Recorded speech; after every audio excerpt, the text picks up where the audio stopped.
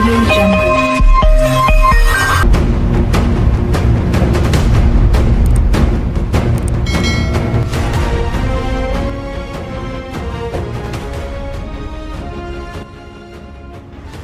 شرق الجزائر مر التاريخ، بل بالأحرى سكن التاريخ ولم يغادر، ومن هنا انطلق شعاع الحضارة في الآفاق، وظل منطلقا لقرون طويلة.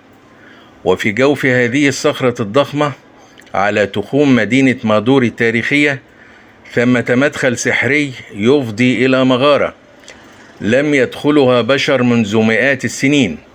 وأخيرا نجح فريق من الباحثين والعلماء بالولوج داخل المغارة ليكتشفوا ما لم يكن في الحسبان: أكوام قطع ذهبية غطتها الأتربة، بل بالأحرى حفظتها من عبث اللصوص. إنها أشبه بمغارة علي بابا المملوءة بالكنوز والأسرار. وعلى امتداد البصر كان هناك جنة من أشجار الزيتون تغطي مئات الهكتارات من أجود الأراضي الزراعية، وفجأة اختفت، بل بالأحرى أحرقت على نحو غامض.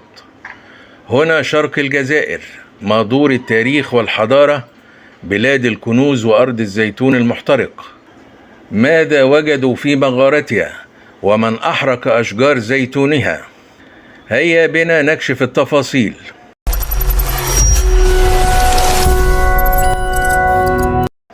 أهلا بكم وكل التحية لحضرتكم. إلى الجنوب الشرقي في ولاية سوق أهراس من أعمال المعمورة الجزائرية وعلى الحدود مع تونس تقع مادور المدينة التاريخية، والتي تعرف اليوم باسم مدى وروش، ويمكن الوصول إليها عبر الطريق الرئيسي الرابط بين مدينتي عنابة وتبسة.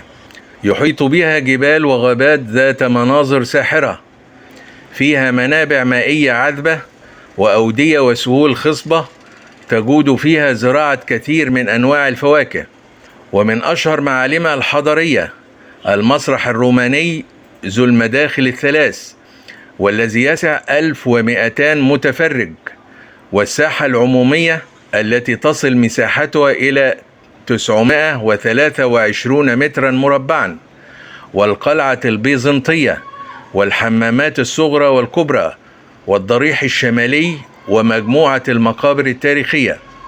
وكانت مادور الجزائرية قد شهدت ميلاد القديس أغسطين أحد الآباء الأربعة المؤسسين للكنيسة، وفيها عاش لوكيوس أبليوس العالم والفيلسوف والأديب الزائع الصيت، صاحب أول رواية في تاريخ الأدب العالمي، وهي رواية الحمار الذهبي.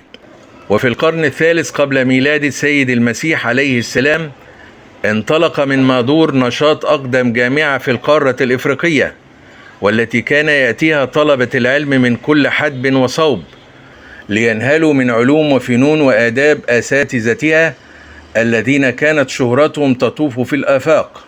جدير بالإشارة أن البعثات الاستكشافية للمدينة الأثرية كانت قد انطلقت في منتصف القرن التاسع عشر للميلاد، وتواصلت أنشطة هذه البعثات التي كانت تضم علماء من الجزائر وخارجها. ونجحت هذه البعثات في العثور على كثير من الآثار ذات الأهمية التاريخية، والتي يرى غير واحد من المؤرخين بأنها سوف تساهم في إعادة كتابة التاريخ، ليس فقط تاريخ الجزائر ولكن أيضا تاريخ منطقة شمال إفريقيا.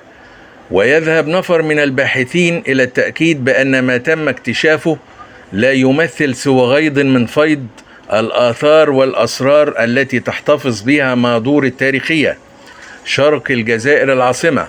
ومؤخرا عثرت بعثة علمية وطنية يترأسها بروفيسور إبراهيم بورحلي أستاذ علم الآثار القديمة في جامعة الجزائر الثانية على كنز ضخم في مغارة مهجورة منحوتة في جوف صخرة عملاقة، إنه من بقايا كنوز ودفائن نادرة، ويتمثل في 1140 قطعة نقدية تاريخية نادرة يعود جلها إلى القرن الرابع الميلادي.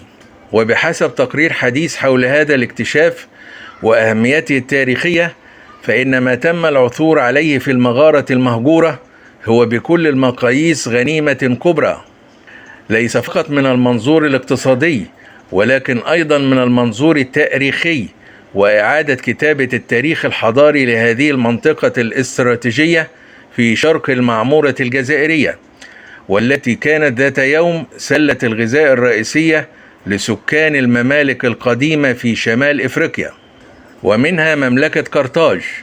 لقد كانت مادور جنة أشجار الزيتون الممتدة على مساحة تزيد عن 25,000 هكتار، والتي تقوم عليها صناعة أجود أنواع الزيوت. والمؤسف أن هذه الجنة اختفت فجأة نتيجة حرائق لم يعرف فاعلها حتى الآن. لقد دمرت هذه الحرائق كل أشجار الزيتون ولم يعد لها أي أثر، فقط تقف حتى الآن أطلال 22 معصرة زيوت لتشهد على أن ثمة جنة كانت هنا ذات يوم. والسؤال الذي يطرح نفسه: من أحرق جنة الزيتون في مادور شرق الجزائر؟